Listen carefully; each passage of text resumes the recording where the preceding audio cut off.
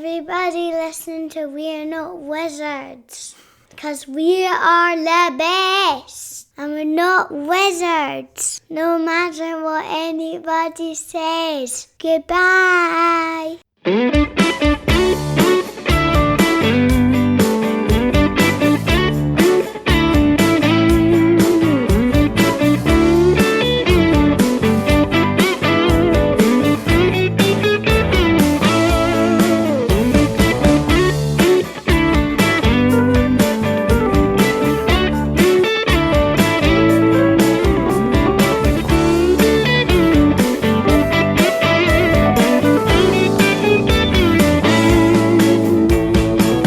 Hello and welcome to another episode of We're Not Wizards. My name's Richard. I'll be your host for March, because we're doing months now, not just doing years. Too far into 2019.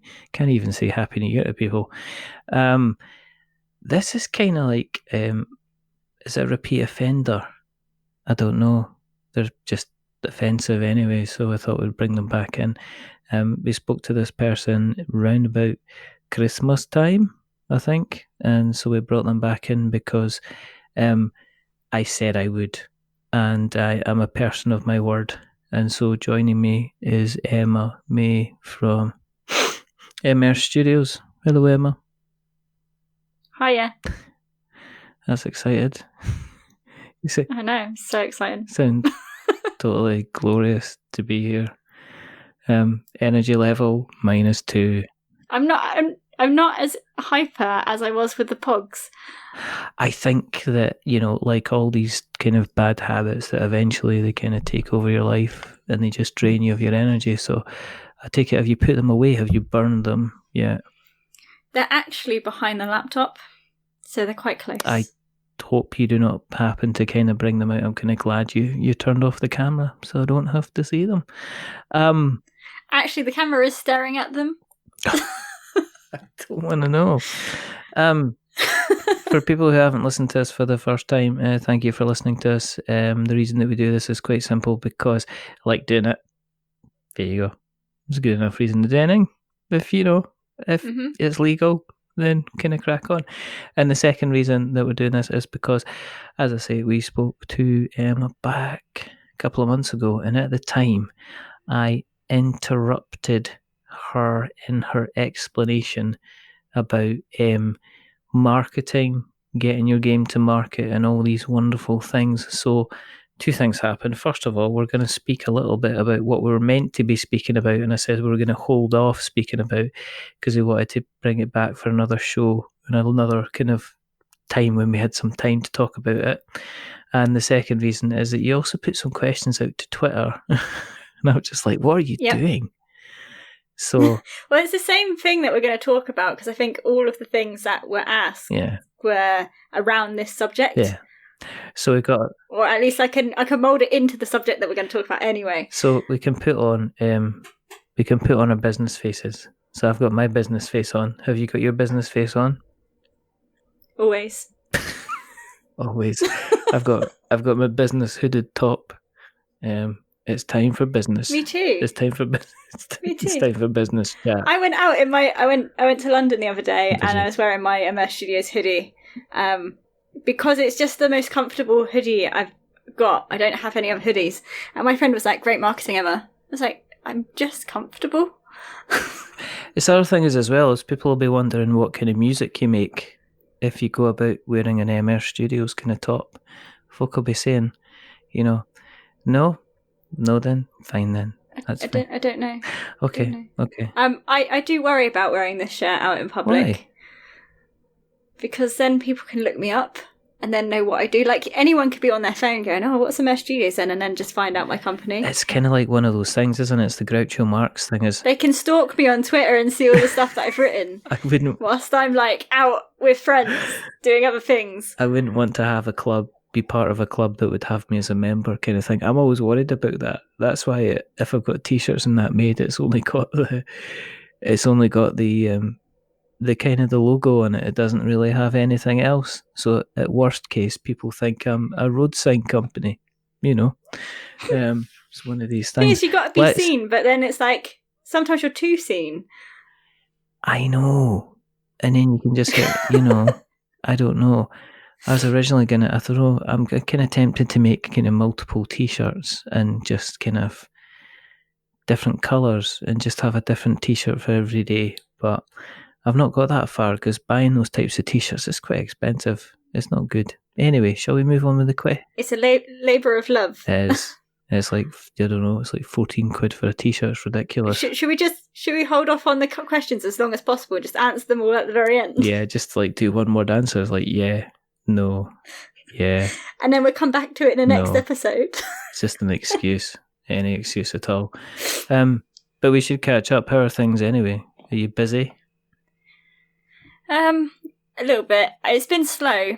Well, I wouldn't say it's been slow, but it's been eventful, I would say. Yeah. Thing is, do you know what? I see it differently because people around me go, oh my God, we've done this, and this. And I'm like, yeah, but nothing's happened really. Yeah.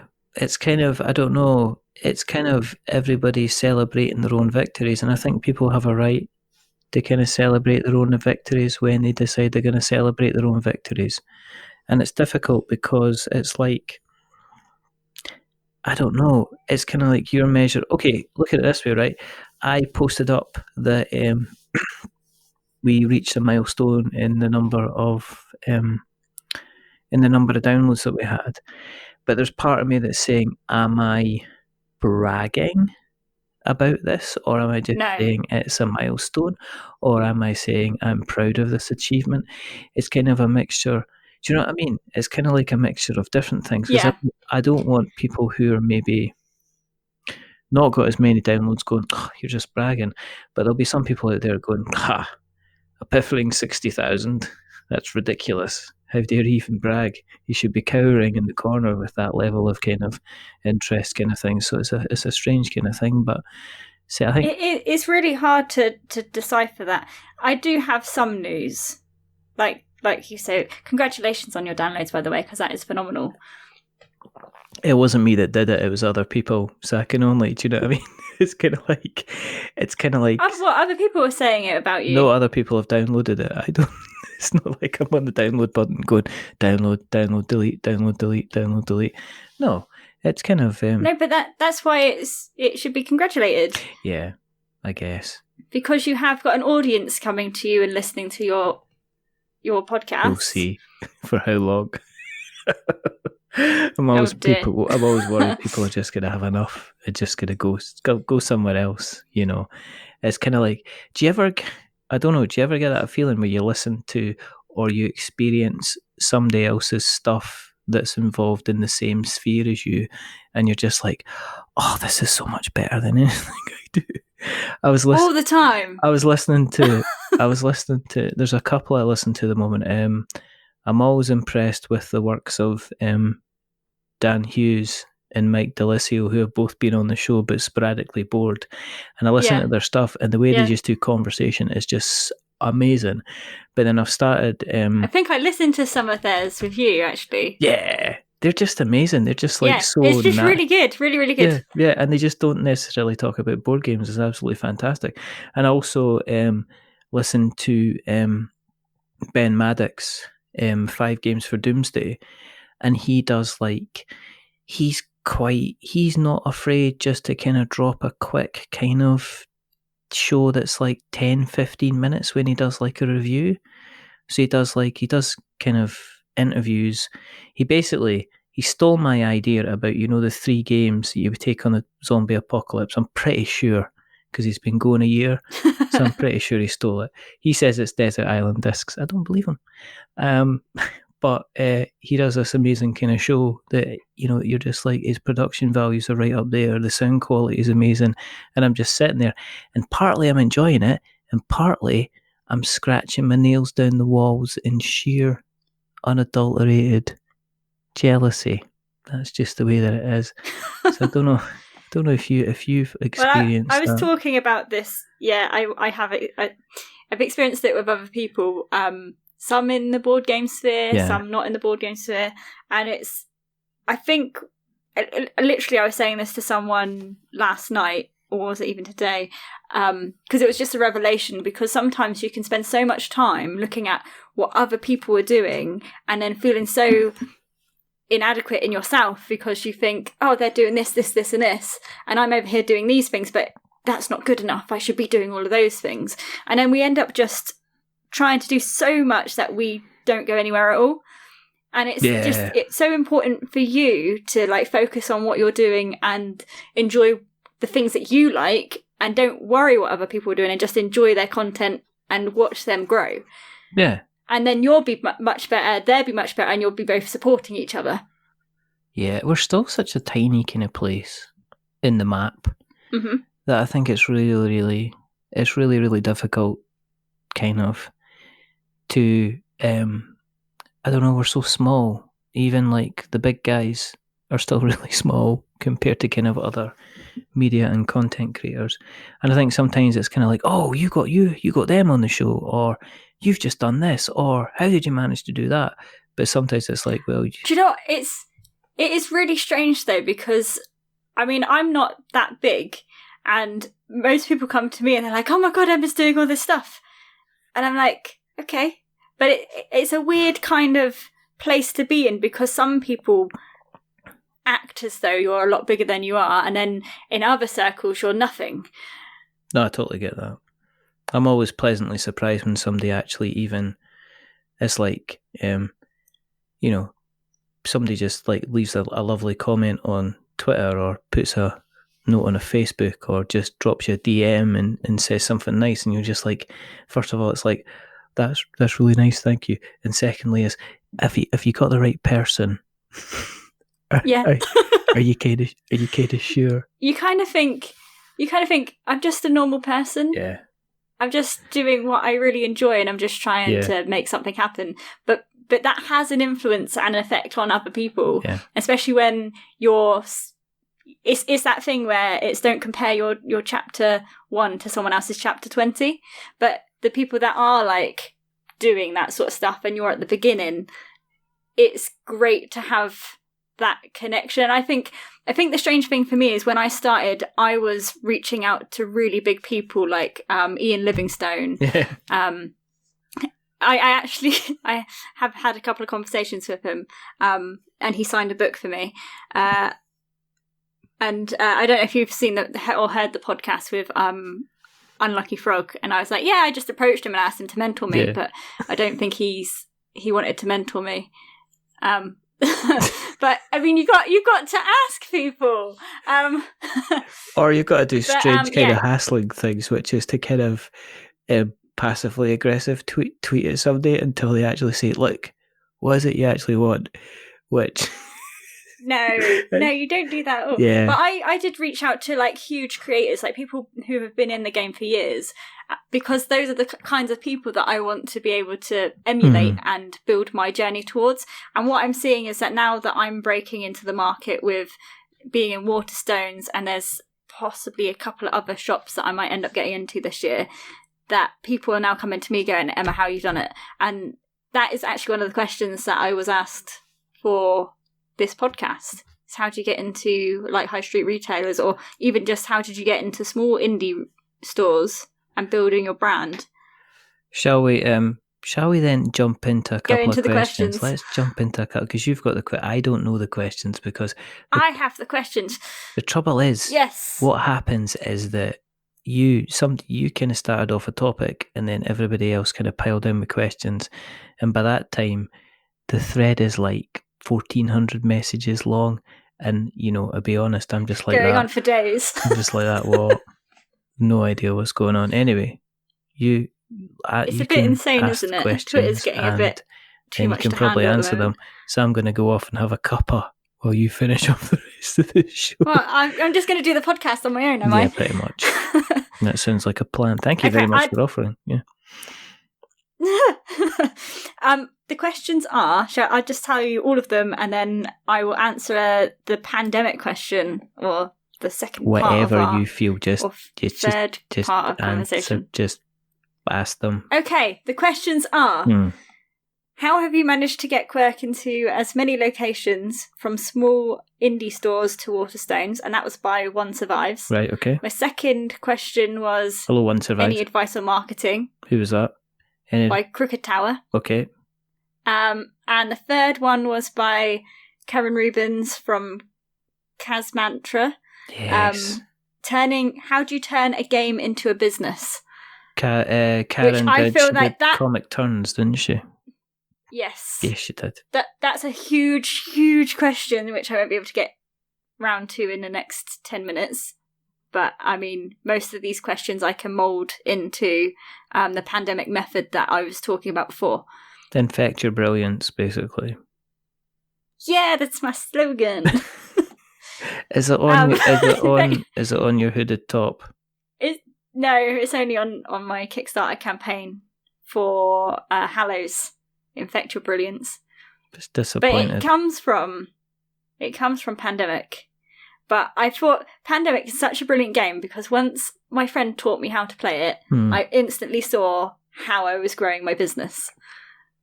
I need to hear this. I need to hear this story. Do you know what I'm going to do? See, you already. I'm going to just sit back and I'm going to shut up, and you can tell the good people. I will promise I won't interrupt at all. Well, it's nice to have a bit of back and forth in conversation. Well, this is me. Of course, there's going to be this. So, of course. It's the same stuff we talked about with Amazon and how you grow your sales in Amazon. So this is why it kind of makes sense that, turning a game into a business, advice on marketing and how you get into all of these stores, you use the same process. So setting that foundation and then growing upon that. So also knowing where your goals are and what the steps are at every level. If that makes sense. Yes. So if you for a business, you need to know exactly where you want to be heading, even if it seems impossible right now. And then you have to then take yourself all the way back to where you are and then look at the thing that's right in front of you and trying to manage to make that happen before you can make the next 10 steps happen.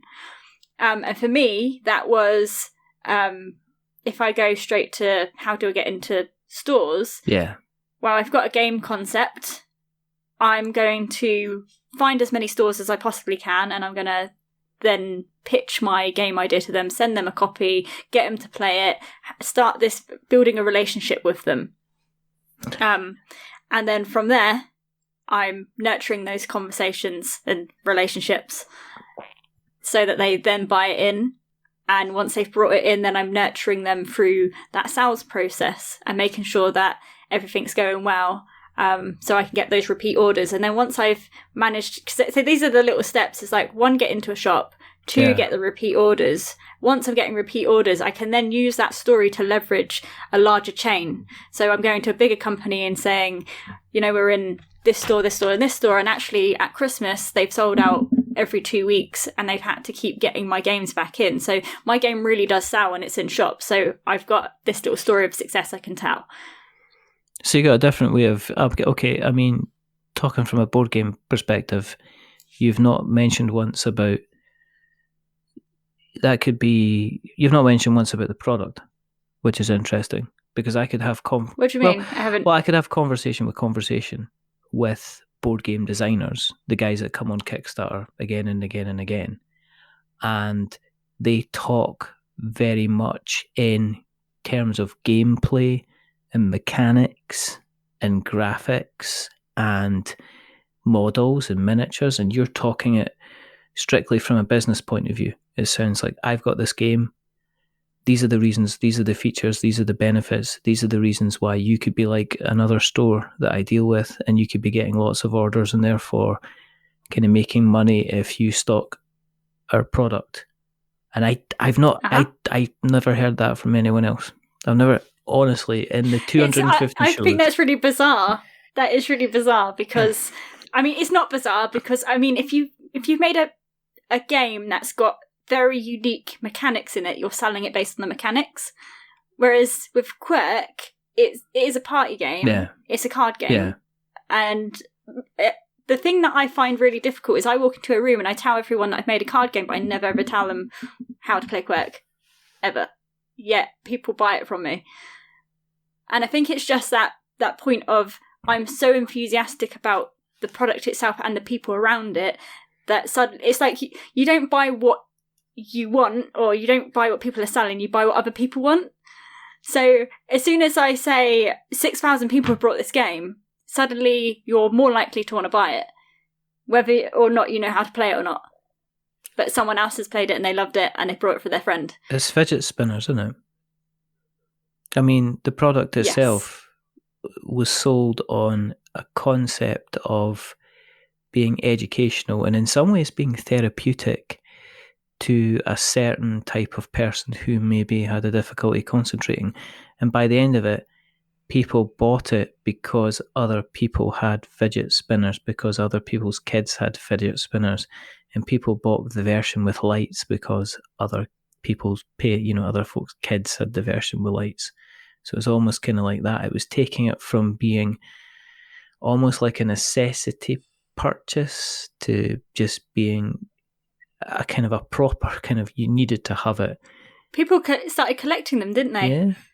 Yeah. But the thing is with fidget spinners, it was a trend and now nobody talks about fidget spinners.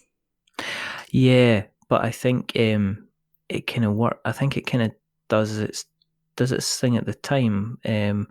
I don't know. It might be something that'll end up being a slow burner on the shelf that people will probably, less places will stock it, because I remember going into like a forecourt garage and them having a box of fidget spinners on the counter. I remember that. I remember going into anywhere at all and them having like fidget spinners ready for sale on the counter because they were flying out the door. I reckon you still have them, but I think it's going back to it goes from being specialist niche to mass market, and then it goes back to being specialist niche again, if you know what I mean. Yeah, but it depends on your product as well. So Quirk is a lifetime product, so it's not going to phase out like fidget spinners will, because people always pick up a card game and want to play it on holidays. Yeah, for example. Yeah. But great analogy, because if you can look at how other things sell and work out the basis on what those things are selling in those kinds of volumes, then you can then start applying those lessons to the card game or board game that you're inventing. And I do find it really interesting that you said that I say something different to what other board game designers say when they're trying to get it out into the stores. But I also recognise that going into retail is probably one of the hardest things that board gamers have attempted to do, because you look at the Kickstarter campaigns and everybody runs a Kickstarter campaign over and over and over again. And I even read Elan Lee's, he did a was it with Forbes or Inc.com? But he was talking about how he got it into retail, and even he struggled to put it into retail and had to learn all these new ways in which you put a game to market in that way. But Kickstarter, they said, was the easiest method for them to take. Here's the thing for you then. Do you reckon that a lot of board game companies are approaching the market in a fidget spinner type fashion? Do you think at the moment that we are in a kind of a fidget spinner board game economy, that there's very few games that kind of last, and there's a lot of games that seem to be kind of everywhere, everybody has them, and then they just disappear and you never see them again? I'll give you an example. Wingspan. Now, it's at the beginning of its journey and it's absolutely doing gangbusters and everybody's kind of talking about it. And I'm just wondering if people are still going to be talking about it in 12 months' time. Because I remember that, Pandemic Legacy Season 1, everybody went crazy for it, and then, it kind of died to death. That seems to be the kind of the current trend with board games. A lot of noise, a lot of loud trumpets, and then you hear absolutely nothing from these things again and again and again. I think that is a massive problem in this industry we're in. Actually, I don't know if you've seen the problem that I'm trying to combat at the moment is with Kickstarter and backers, and how backers view creators' projects. And when a creator funds a project and then those delays happen, which I think we might have spoken about in another podcast, that these backers are just going on with the trend. And they're getting really excited about the project when it's being talked about the most. And then 6 months down the line, or even 12 months down the line, because the project's delayed, they're losing their love for it because 10 other Kickstarters come out since then. Yeah. So I have this passion to want to help the kind of creator side of things, and also because this culture is happening and I don't feel like anybody's really addressing it, to say, hang on a minute, do you actually know what happens behind the scenes when a creator is delayed with a project? Because there's so many things that we do as creators when we start making a game that we don't actually think about, well, in fulfillment, this thing might happen, or this thing might happen, or this thing might happen, which means I won't be able to fulfill it by the date that I've actually set for myself to fulfill it in. If that makes sense. Yeah, I think... Because it's always a creator-defined goal to say, okay, I'm making this game in May and you'll have it by December. But if you're printing in China and then the factory doesn't decide to print your game until really late and it doesn't get shipped out, and then the ship gets delayed and then it gets stuck in customs, and then December rolls by and you're not getting your games out until March the next year, people are like, why is it three months late? And then they don't read the updates. And that's the most painful thing, because then you get hate comments. Yeah. So I want to educate more people who are coming to Kickstarter to back a project because they're really excited about it. And then you get these massive companies doing the same thing, and they've got hundreds of people working for them, and they're pushing their games out. They've got the money to spend to go to China and to work out all of those intricacies that independents can't do. And then big games still get getting delayed, a service. They do. Yeah. But I mean, they get a better service with a bigger company, whereas when you look like a big company but you're just one or two people behind the scenes, then that's really hard for the creator that's doing it with this sort of passion or this love for making board games, and people are hating on you because you still have to pick yourself up in the morning and go out and still do that. And I don't think the backers of that really appreciate how they're affecting that creator in delivering those projects. So I just, in the emotional side of thing, I want to support and educate in a wider way that you're not seeing through this build-up of board games being developed. No, I mean, I know Lacey Fort from Orange Nebula, and she says this on a number of occasions on the Outpost podcast, that you've always got to remember that whenever you're sending an email or a snippy message or a complaint to somebody else, is that you are sending that to a person that, you know, unless it's an automated service, another person's going to read that message, and you have to be, you know, kind of potentially aware of, I mean, obviously complain if it's, you know, if it's a valid complaint, but you always need to be always have in the back of your head that you are actually speaking to another human being, somebody, and whether or not that, what's it, emotional intelligence, that's what it's called, something like that.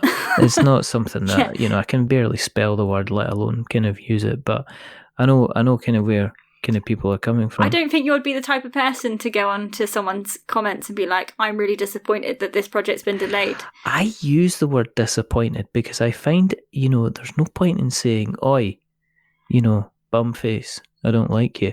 But if you say... Can we get something straight, right? What? There's not a problem with someone going on to Kickstarter and saying, I'm really disappointed that this is late. The problem that I have with it is that you have creators that will send update after update after update and tell you exactly what's happening and where the delays are. Yeah. And the people who don't bother to read it and then still go on there with a grudge against the creator, that's the type of energy that I want to get rid of and help them to understand what's actually happening. Because I mean, I've backed a lot of projects and a lot of them are delayed. And what I do is periodically go back and check my projects and say, okay, that one's supposed to come in February. It hasn't been shipped yet, but let me go and look at their updates. Okay, so they've said that it's going to be delayed, so I'll just leave that until I hear something else from them. But if it got to like 6 months down the line and there was no project updates, I'd be like, okay, well, I backed you 6 months ago. Where the hell is this thing? Is that when you would break out like the bad words and the swearing and the veiled threats? Is that what you would do then? But then I guess I think I'd do it privately, to be fair, and I wouldn't be mean to people. I think it depends on people's exposure to Kickstarter as well, because I've seen, say, Dark Souls Kickstarter as a prime example of a lot of people that rushed to buy or get involved in a game and didn't understand exactly how kind of Kickstarter worked. And then when things started to go a little bit awry, they kind of pretty much kicked off. Now the Bloodborne board game, that's coming out very soon. I think it's actually coming out potentially this month by Simon.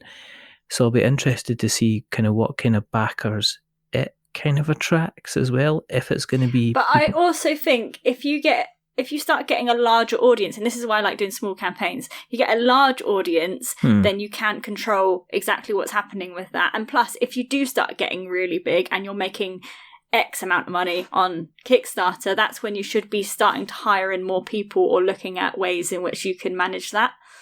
Because you just, when you scale the problems with it. Yeah, I guess it's difficult to bring in. I guess it can be difficult to kind of bring in staff that you want to be dealing with that level of pressure, though. I mean, look at it this way, and I'm just being argumentative because it's you, and I know I can be. But if you had, like, say, a 10 grand target to make, another, the Weather Gods board game, say I kind of got off my butt and actually made that into an actual game, and everybody absolutely loved it, and it ended raking in £125,000 or whatever, it'd be difficult. It'd be difficult, though not impossible, to actually potentially bring somebody in to work on a customer service level. But then you move from being somebody that's running a Kickstarter campaign to kind of dealing with staff. And I wouldn't know if would you be a fully fledged ongoing business based off the back of one campaign? I would manage the actual campaign with not, when I say staff, I mean like bring people in that will be able to help you to manage that in a better way. Without using all of your cash flow that you're making for the game to be printed on people, because otherwise you're going to put yourself in debt very quickly. There's ways of managing things, and I've never done that, so I wouldn't be able to give you an exact solution to that, but there would be a way. There's always a way, I believe that. I went on a tangent. You did, I just let you just we run haven't away. even spoken about the actual thing we come to speak about, which is the pandemic method. But we did touch on it a little bit with how I said or described how I got into shops and how I've grown into bigger shops, and using that and leveraging some of those, benefits and features. Shouldn't really say that, but yeah, how you leverage those conversations so that you can then gain traction on those steps or goals to the bigger goal. No, it's like any sales process. I use it all the time at work. The question that you'll always get asked is, okay, if you want to provide us with this service, there's two things that they ask. What other businesses have you worked with which work within our sphere, basically? So for instance, if I was going in and pitching to, say, a toy company to say, okay, I'm going to, going back again to this mystical game, The Weather Gods. Whether The Weather Gods is actually the full working title, coming to Kickstarter 2019. That's not true. It could be true. It could be true. Any publishers want to make it, there's still people out there that are going to work with me on that. I'm pretty sure of it. But one of the questions would be, okay, why should I stock this game? And if you say, well, actually, I've got 6 independent small stores. They've bought 5 to 10 copies each, and they sold out within 3 or 4 weeks. That's the kind of the leverage I'll be talking about. That's what they want to know about. Exactly. They want to know if I'm giving you £15 a copy or £10 a copy or £25 a copy or whatever, I'm shelling that money out, and whether it's a 60-day invoice cycle or whatever, how quickly am I going to make that kind of money back off you, which is always kind of and I think that's the side of being a creator that you've got to change your mindset on, because you build something because you're passionate about it, and if you're so passionate about how your game is played and what people are finding it, all this sort of stuff, sometimes that is very interesting to someone, especially in smaller independent shops that will actually sit down and play it. But most of the time when you'll go into a big shop, like say something like Waterstones, yes, they care about how it's played and whether their customers will be interested in it, because that's where they're going to get the sale. But what they're also interested in is it selling, and how much profit am I going to make off selling this game? Because retailers are taking the biggest risk with your game. And if you love it and the people around you, a small network have bought from you, but it's not going to go, it's going to sit on a shelf next to a pandemic or something, something else. If your game goes in there and doesn't sell, then it's taking up shelf space. Yeah. And there's another product that will sell, that will make the money. So that's kind of the thinking that you have to go along. You have to kind of take yourself away from being emotionally attached to something that you've spent months and months or maybe years working on, and then realize it's just something someone's going to buy and someone's going to make money down the line. I don't want to get too into being so negative about or unpassionate about that side, but that is business. But so I say it, the pandemic method is literally about how the viruses spread really fast. So this is why it touches on marketing and building a business and getting yourself into stores, because what you have to look at in any aspect of business and building a game into a business, or any product into a business for that matter, is how quickly can I get this to scale in smaller places. So this is where we talk about niching. Yes. And the very first conversation we had was on Amazon, and I've seen a lot of creators do this since we spoke about it, which is niching your product in a category on Amazon that isn't as competitive as the massive one like toys and games, because there's 2 million products in there and you'll get lost instantly. But if you can put yourself in a place where you stand out against a load of other products, you're going to sell a lot more. And then once that sells and has the energy around it and people are talking about it, infecting your brilliance in that area, then you can go to the next area and start infecting your brilliance, which is what happens when you're playing Pandemic and you get 3 blocks on one place, and then this next place it's maybe got 1 block on it, but then there's another block the other side that's got 3 blocks, and then you have an outbreak and it outbreaks to the next city, and then 3 blocks go on that, and then that outbreaks again. So it's like, if you can use that on Amazon and you can outbreak to become the bestseller because you're climbing those ranks, and if you can go into one small indie shop and sell out, and then you can use that to go to another indie shop and sell out, and you can do that to another indie shop and sell out, then eventually you can say I'm in 10 stores, and then you can leverage your next deal with somebody else, like I did with my distribution. And then by getting into a distribution and having that name next to me, then I could then go and talk to the buyer at Waterstones that then said yes, because I pitched the concept. And then that got into, we're now in five Waterstone stores, and we're trying to now outbreak again into the rest of Waterstones across the UK. So kind of using my story a little bit in there as well. But you can see what I mean. And I did the same thing in networking as well. Yeah. So I'd go to networking events and I'd start off with, being that shy person in the room and talking about product. And the more people I met, the more people got infused about my product. So if I'm talking to them and I'm really enthusiastic and I'm infecting my brilliance with other people, what I've heard the most about me walking into a room and talking to someone else is they come back to me and they said, they basically say, I was so excited about your business that I haven't stopped talking about it. And what's happened at that point is, if I've spoken to 10 people and I've excited 10 people about my product or my business, and then what they do is they go to 10 other networking events and they meet other people, they start talking about me. And then because they're talking about me, I'm infecting my brilliance without even being in the room. You're becoming a success story. You become a success story. You become a case study.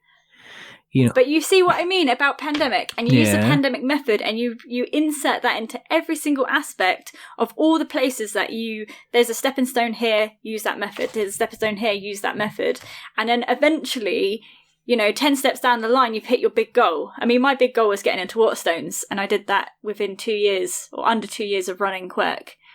And 10 months of that was development. So I think it was 12 months. My first 12 months of sales, I was in Waterstones. Do you think, here's a question for you, in terms of Kickstarter, do you think businesses need to start engaging with potential retail clients quicker, rather than having... We'll make that thing. We're going to make that thing. They're going to make that thing. Rather than kind of having a retail pledge as something just to offer. Do you think it'd be worthwhile? I mean, in terms of like what you did with Quirk, did you have the game ready? I think it's always... As in, did you have physical copies? I mean, at what point were you pitching to retailers? Were you pitching to retailers when you successfully funded Quirk? Or were you actively pitching to retailers beforehand? It is interesting. So when I first launched Quirk, I didn't have... I'd say I wouldn't have any retailers. I had one shop that actually took 12 packs of cards to sell. But it wasn't until my second Kickstarter that I actually had retailers, the Quirk Legends, where I had retailers actually click the buy button for retailing my product. But that's because I'd already had one product out and I was already building relationships with retailers. So when I brought my second game out, they instantly said, we want this. Right. And I said, okay, well, in order to get this before any other retailer, then you have to back on the Kickstarter campaign. So yes, it was building those relationships before the Kickstarter, if we're talking about the second one. Yeah. But I did on my first campaign, before I even launched my first campaign, I brought 100 games as a test to see what my price point would be when I went to the UK Games Expo, just so I knew I could sell the game. And then when I launched on Kickstarter, I knew what my prices were. And then I went from that Kickstarter, I brought 1,000. So 100 was my test run. So I did have copies of the game, and that changed tremendously from that first campaign. Yeah. But yeah, for my first campaign, I didn't have retailers. I built up those relationships as I was building my game up. Yeah. But not everybody, unfortunately, will have the luxury of being able to make a full production copy of their kind of game. But that isn't to say they shouldn't consider engaging with retail clients, so that it's a case of when the Kickstarter launches, those guys are going in and saying, right, I have experienced, I'm aware of the product, I'm going to go in and back and kind of support it that way, I guess. Well, I think on the other side of that is, with Quirk, it is a card game, and to have 100 printed at the time, that cost me around £650, so £6.50 per game, which meant I had to then sell at quite a high price range, which is why I came at £15, and my prices are slowly dropping as I've been able to buy more volume. Yeah. So it's the pandemic method where I brought small volumes, which cost me a lot of money, but I ended up selling 100, and then I sold my first 100 in 2 months, and then once I brought 1,000, I sold the first 1,000 in 5 months, I think it was, and then I brought 3,000. I sold those in the last, I want to say I sold 3,000 in about 6 months. So basically, you can see the curve of if I'm buying in small bulks and I'm being able to sell those small bulks, it's getting faster the amount that I can sell. So by the time I got to Christmas, when we last spoke, I sold, I think it was 1,600 copies, and that was just on Amazon. I think I actually sold might have been 2,000 copies in 6 weeks in the lead up to Christmas. So, I mean, I don't feel like I'm doing anything, because most of the stuff that I'm trying to do is push it away from me, because I wouldn't have been able to manage 2,000 copies on my own. But I've got Amazon, I've got a distributor. It's building that stream. But in the very beginning, that pandemic method is you doing everything, or at least trying to infect your brilliance in so many places, in so many small little pockets of places where you can be shouted about, that starts becoming easier for you. Mm-hmm. Would you go in and help other people? I mean, not on a kind of give me some help, but in a kind of, right, I'm coming in and sorting out kind of your board game retail business. I mean, would you become the kind of the Gordon consultant? The Gordon Ramsay cardboard is what I'm thinking about. You go in and your usual. You actually, I mean, you've done quite well. I don't think I'm that great to be. You've done that well, not swearing through the show, which I'm always surprised at. Because I'm not the type of person that swears. So. Yes, you are. So don't lie. But no, I mean, in terms of that, would you, with your experience? Because as I said again, it's like I will. Can I do a shout out? I got myself a Ko-fi, so if you do want to be sending me some coffees, I do it for free because I want to help people, and I mean, there's a lot of people that didn't help me in the very beginning, and it's really shocking to know 2 years down the line that I now meet those people that wouldn't help me, who now sit down with me for hours of conversation because of the amount of stuff that I've managed to do without their help. And I do think, not in a harsh way, but I do think that there is a lot for someone to do, or at least there's more, what's the word? Maybe integrity, probably not integrity, but that it's better for you to go in and do it. I have no idea what that word means. It's better for you to go in and do it yourself and learn the hard way, with sometimes not even asking or trying to ask those questions and not getting the answers, because what you're going to learn is your method for doing it. Because my method for doing what I've done is not for everyone. And there's so many different ways that you can build the same business, or the same, if you want to go into Karen's question, if you want to build a business out of your board games, I'm doing it based on one game that I'm able to replicate over and over and over again with themes. And that's always the way I've wanted to build it, because it's scalable. So it's looking at my product in a way that, it is a business, rather than going in with it solely being a passion project as a card game or a board game. Yeah. Whereas there's other companies that are passionate, or they've started building their own games, but what you'll realise very quickly is there's no money in games unless you can get that mass market. And then if you do want that mass market and you're a hobbyist board game, you're going to feel like you sell out. So you're probably going to stop yourself from doing anything amazing with your game, because you don't want to feel like you're selling out to a mass audience.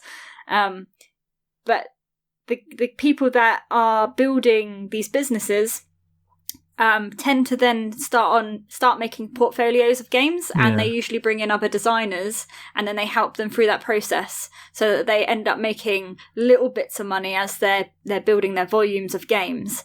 But whether or not that is a successful model probably depends on the amount of backers you get on Kickstarter and loyal fans that keep coming back. But it's a harder method to run. In my opinion, it's a harder method to run, because you always have to constantly have 2 or 3 games coming out on Kickstarter. You have to keep doing your marketing campaigns, and you're going to get that same thing that you said in this podcast, is it becomes a trend. That game comes out, some people like it, it then sells out, doesn't go back into a reprint because you're too focused on your next product. So then you need more staff so that they can manage each product, and then none of your products get that main highlight. So at some point you'd have to stop and go back to the products you have and keep pushing them into the market, so that you get the mass market and you make your business into something.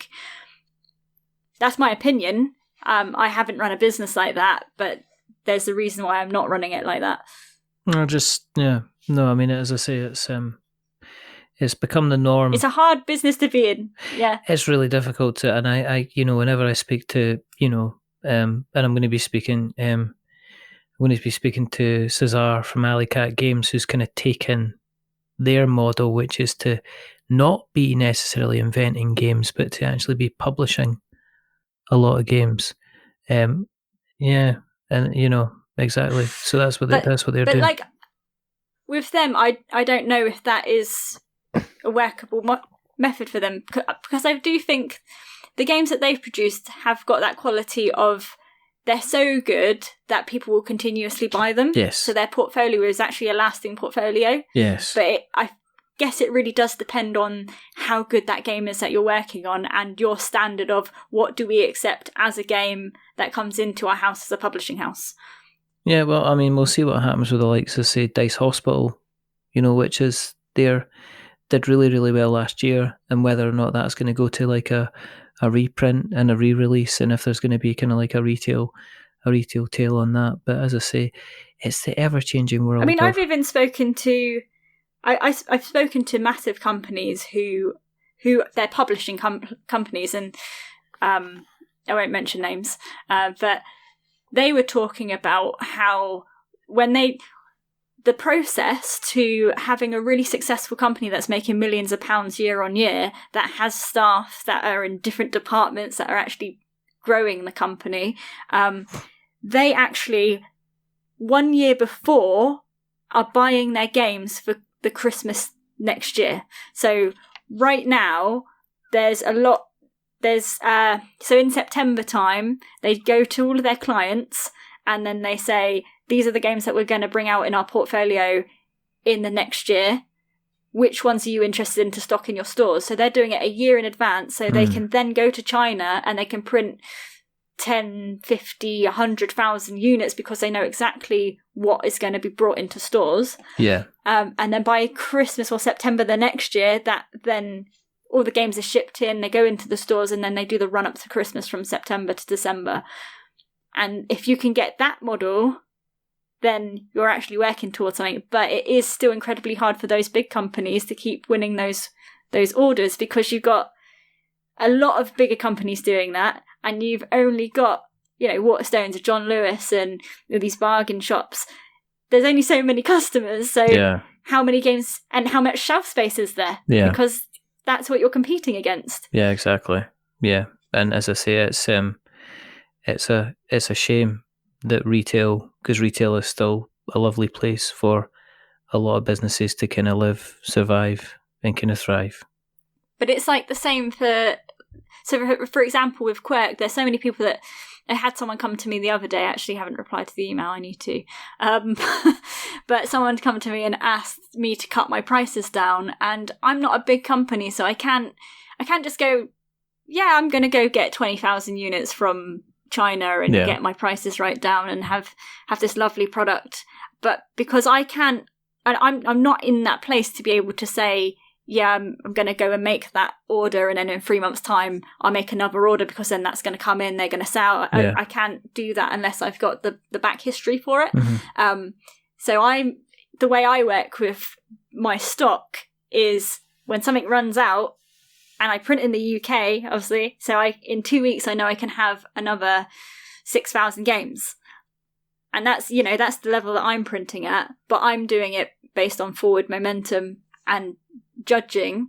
But even another good tip, so this is again pandemic method, not just in how you work but also in the things that you learn from other people. So I got told it takes you 7 print runs to be able to have a sustainable, profitable business. And I think they are very, very right. That's crazy.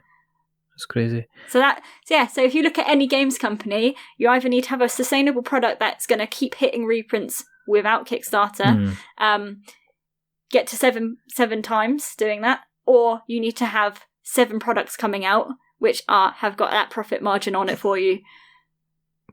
So that's 7 Kickstarters. I have no words. I don't, as I say, it's kind of like, it's always really interesting to hear what you have to say, because as I say, it's a completely different take on what a lot of the guests are going to be saying. If people want to ignore me but keep an eye on you, where do we find you on the internet webs? I am at Emmerse Studios on social media, or www.quirkthegame.com. But you'll mainly find me at Emmerse Studios everywhere. Hanging about. Everywhere. Team Trevor. Yeah. I keep saying we might change Team Trevor because a certain comedian made a boo-boo and now everybody's using hashtag Team Trevor to support him. Oh, okay. But people are telling me that will die down. So you just get like loads of people saying Team Trevor because they're supporting a comedian. And then you've got loads of gamers going Team Trevor and asking random questions. But I have got it in my it's in my profile at the moment. All right. And also I want to put it out there that it is an inclusive community. So if you use it, join in the conversation. Yeah. I can add everybody in a tag every Friday because I don't have enough space and my brain just mounts every time I try and think of someone and I leave someone out and then someone comments and I'm like, I should have put them in there. I love everyone. They're amazing. I can't put everyone in, so I'm really sorry. But join in. Please join in. And like I'm trying to do, I'm trying to push things where people actually show up for themselves. So if I don't do a Follow Friday and I say, this is a hashtag Follow Friday, come and tell me what you do and I'll retweet you. Like I'm trying to get the community together to try and boost everyone up. So if everybody retweeted everyone who was saying something of importance, like this is the game that I create, or I'm a designer or administrator, or this is what I do I actually do this in board games, then if I'm retweeting it and then 20 other people are retweeting it, then your reach goes phenomenal. Yeah. So that's the way that I look at it, because most of the time you do a Follow Friday, and my last Follow Friday went on for 5 days and everyone started muting the conversation because they couldn't see any of their other notifications. Absolutely. So, absolutely. Yeah, that doesn't work anymore. So but yeah, come to Twitter and join us at hashtag Team Trevor. And if you never ever want to be ignored, because we'll never ever ignore anybody, then you can follow us on Twitter as well at We're Not Wizards, and Facebook at We're Not Wizards, and YouTube at We're Not Wizards Tabletop Podcast, and Instagram at We're Not Wizards. You can find us on our website, we'renotwizards.com, and our blog, which is we'renotwizards.blogspot.com. You can find us on the podcast catchers of choice and the podcast catchers of no choice, which is Stitcher and Spreaker and Acast and Podknife and Podbean and everywhere like that. If you like what you've listened to tonight, and you should, pretty much, then consider dropping us a subscription on Apple Podcasts, or if you like us even more, consider giving us a rating or review. As we always say, don't give us 10 stars because it makes us big-headed, but don't give us 1 star because it makes us cry. Give us 5 because it's in the middle. We're just a bit average, and we are just a little bit average. But the person who is who's definitely been average tonight, always strives for mediocre, remains as average, is a rather lackluster, the rather middle of the road. Yep. Emma May, thanks for coming on again. Are you coming back on again then? Am I? I don't know. Yes, you are. Do you want me? Yeah. But this is the thing, because last time you said, I have you on in Feb, and then it's March, so... It's just turned March, goodness sake, don't start complaining. Am I just getting more mediocre every time we speak? Pretty much, yeah. It's kind of like dividing by 2 and keep going, basically, I think is the way to go. Until I'm never on again. Well, you'll always be on. There's only 2 more things to do. The first thing is to remember that we are many things, but we're not wizards. Don't say it. Are we wizards, Emma? No, but we're made of magic. There you go. Oh, and the second thing is to say goodbye. Say goodbye, Emma. Bye. And it's a goodbye from me. Remember, stay safe, roll 6s. And if you want to get a consultant that knows their stuff about retail and getting the tail on retail and board game tails on retail, then give Emma some consultancy money and she can help you, because she's doing really, really well. But until the next time, goodbye, or bye, or whatever. Say goodbye, Emma. Bye. Bye. Bye. Bye. Bye. Stop it.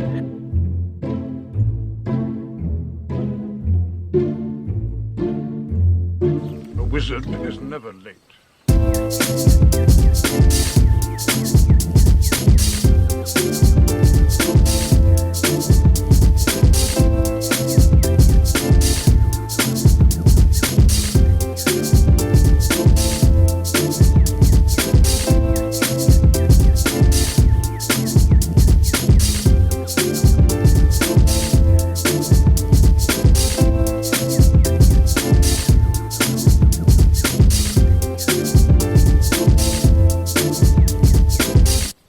is he early. He arrives precisely when he means to.